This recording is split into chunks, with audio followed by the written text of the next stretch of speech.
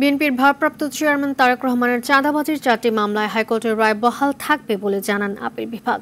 রোববার বিচারপতি মোহাম্মদ আশফাকুল ইসলামের নেতৃত্বে 4 বিচারপতির আপিল বেঞ্চ এই আদেশ দেন। তারেক রহমানের আইনজীবী বলেন, বিএনপিকে বিতর্কিত তারেক রহমানকে হেয় প্রতিপন্ন করতেই এই মিথ্যা বানোয়াট মামলা দায়ের করা হয়েছিল। অধরা ইয়াসমিনের রিপোর্ট। বিএনপির ভারপ্রাপ্ত চেয়ারম্যান তারেক রহমানের বিরুদ্ধে মোট ৮২টি মামলা হয়। এর মধ্যে ১৭টি মামলা হয় ১/১১ সেনা সমর্থিত সরকারের আমলে, বাকি মামলা হয় আওয়ামী লীগ আমলে। গেল ৫ আগস্ট রাজনৈতিক পট পরিবর্তনের পরে একে একে মামলামুক্ত হচ্ছেন বিএনপির ভারপ্রাপ্ত চেয়ারম্যান। চাঁদাবাজির 4 মামলা বাতিলের রায়ের বিরুদ্ধে রোববার রাষ্ট্রপক্ষে লিভ টু আপিলের শুনানি হয় সর্বোচ্চ আদালতে।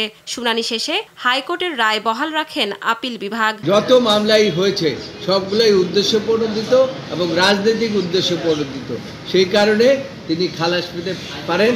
তারেক রহমানের আইনজীবী জানান, আরও 18 থেকে 19টি মামলা বাতিল হলে সম্পূর্ণ মামলামুক্ত হবেন তারেক রহমান। তবে তার দেশে ফেরা বা না ফেরা মামলার উপর নির্ভর করছে না।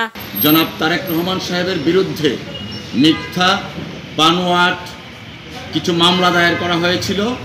হেয় প্রতিপন্ন করার জন্য বিভিন্ন ধরনের মিথ্যা বানোয়াট মামলা দায়ের করা হয়েছিল। তৎকালীন 111 সরকার এবং তার ধারাবাহিকতায় শেখ হাসিনার সরকার মিথ্যা বানোয়াট মামলা দায়ের করেছিল। 2008 সালের 11 সেপ্টেম্বর জামিনে মুক্ত হয়ে চিকিৎসার জন্য সপরিবারে লন্ডন যান তারেক রহমান। সেখান থেকেই বিএনপিকে নেতৃত্ব দিচ্ছেন সংগঠনের ভারপ্রাপ্ত চেয়ারম্যান। গণহত্যাকারী খুনি হাসিনার পতন হয়েছে। অধরা ইয়াসমিন, RTV, ঢাকা।